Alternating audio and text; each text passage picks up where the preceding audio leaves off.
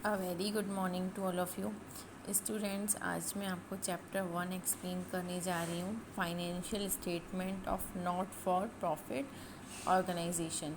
देखिए, financial statements में explain करने जा रही हूँ not for profit, that means जो प्रॉफिट के लिए नहीं है ना, जो प्रॉफिट के लिए ऑर्गेनाइजेशंस के लिए नहीं है, वो फाइनेंशियल स्टेटमेंट मैं आपको एक्सप्लेन करने जा रही हूँ। ओके, नॉन ट्रेडिंग और not for profit concern the concern or organization whose primary object is to render service to the society or recreation of their members or to safeguard।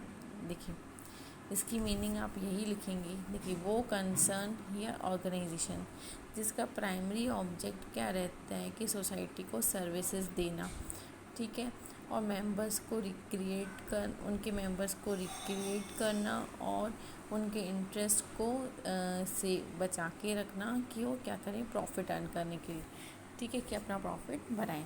देखिए, ऐसे organisation जिसमें जो primary object क्या रहता है कि services देना और प्रॉफिट अर्न करना, उनका कोई उद्देश्य या ऑब्जेक्ट नहीं रहता, उन ऑर्गेनाइजेशंस को क्या बोलते हैं अपन, नॉट फॉर प्रॉफिट ऑर्गेनाइजेशन।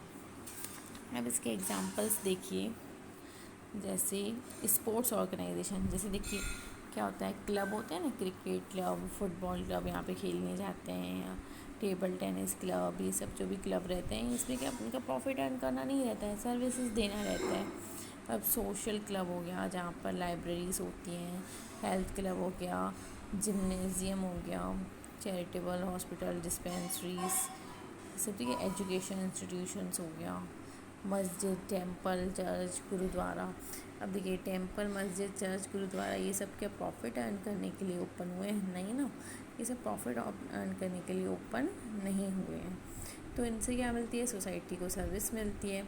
अब जैसे ये ऑर्फेनेजेस हो गया, ऑर्फेनेजेस दैट मीन्स कि अनाथालय, मतलब अनाथ आश्रम, जहाँ पे अनाथ बच्चों को किया एडमिट किया जाता है ना। तो वो क्या प्रॉफिट अर्न करने के लिए तो बच्चों को नहीं रख रहे, वो क्या एक सोसाइटी को सर्विसेज देने के लिए ये भी हो रहा है। ओके, तो इसके एग्जांपल्स हो गए और मीनिंग हो गई।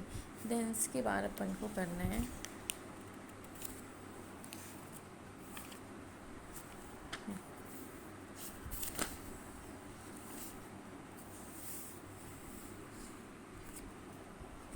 देखिए, इसमें दो अकाउंट बनते हैं, एक होता है receipt and payment account and दूसरा होता है इनकम एंड एक्सपेंडिचर अकाउंट। तो इनके बीच का डिफरेंस इम्पॉर्टेंट है, वो हम पढ़ेंगे। देखिए स्टूडेंट, जो मैं थ्योरी पढ़ा रही हूँ आप उसको अच्छे से समझिएगा और कॉपी में नोट भी करनी है आपको अकाउंट्स की थ्योरी, ठीक है।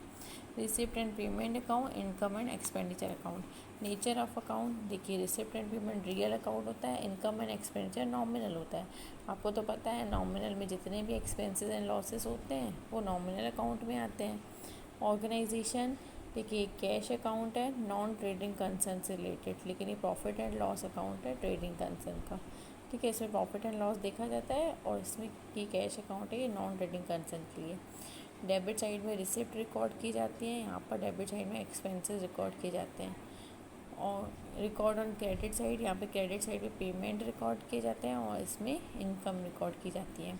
आप स्टूडेंट, आप इसका फॉर्मेट लर्न कर लेंगे ना, तो आपको डिफरेंस खुद ही बन जाएगा लिखते, ठीक है। Balance at the beginning, starting में ओपनिंग बैलेंस लिखा जाता है और यहाँ पर बिगनिंग में कोई भी बैलेंस नहीं रहता है, एंड में रहता है कैश इन हैंड, ठीक है। और यहाँ पर अगर हम क्लोज़ करते हैं ना ये account, profit and loss account close करेंगे तो ऐसे लिखेंगे, excess of income over expenditure, ठीक है। अब कैपिटल एंड रेवेन्यू आइटम्स, इसमें कैपिटल एंड रेवेन्यू दोनों होते हैं और इनकम एंड एक्सपेंडिचर में सिर्फ और सिर्फ रेवेन्यू आता है। Revenue income and revenue expenditure, Capitals नहीं आते, ठीक है। ऑल रिसिप्ट एंड पेमेंट, इसमें रिसिप्ट एंड पेमेंट जो उसी ईयर में की गई होंगी वो नोट की जाती हैं और इसमें income and expenses current year की, ठीक है। पर उसी ईयर में जितनी चाहे वो पास्ट की हो, प्रेजेंट की हो या आने वाले ईयर की हो, है ना, कोई भी इनकम रिसिप्ट इसमें नोट की जाती है रिसिप्ट एंड पेमेंट में, लेकिन इनकम एंड एक्सपेंडिचर में सिर्फ करंट ईयर की, ठीक है। चाहे वो रिसीव नहीं हुई हो और रिसीव या पे नहीं किए गए हो, लेकिन करंट ईयर की इनकम आती है। Adjustment outstanding expenses income prepaid unearned are not included. ठीक है, इसमें ये सब इंक्लूड नहीं किया जाता है और इसमें जो current outstanding for current year income earned सब लिखा जाता है। एडजस्टमेंट्स भी प्रीपेड और एडवांस इनकम के लिए नोट किया जाता है। ओके स्टूडेंट्स, थ्योरीज़ की कंप्लीट हुई। देन इसके बाद आपको रिसिप्ट एंड पेमेंट अकाउंट का फॉर्मेट लर्न करना है। आज उसको लर्न करिएगा, कल मैं एक्सप्लेन कर दूँगी। देखिए रिसिप्ट एंड पेमेंट अकाउंट का फॉर्मेट, इसमें क्या देता है, सबसे पहले वही receipt amount, payment amount, revenue receipt सब लिखेंगे। फिर एक्चुअल रेवेन्यू पेमेंट साइड आएगी, कैपिटल रिसिप्ट आएगी, कैपिटल रिसिप्ट, ठीक है, एक्चुअल कैपिटल रिसिप्ट। और यहाँ पर स्टूडेंट्स कैपिटल एक्सपेंडिचर होगा, ये गलती से लिखा हुआ है। ओके, देखिए रिसिप्ट, पेमेंट, कैपिटल रिसिप्ट और यहाँ पर कैपिटल एक्सपेंडिचर ही होगा। ओके स्टूडेंट्स, फॉर्मेट को आप लर्न कर लीजिए।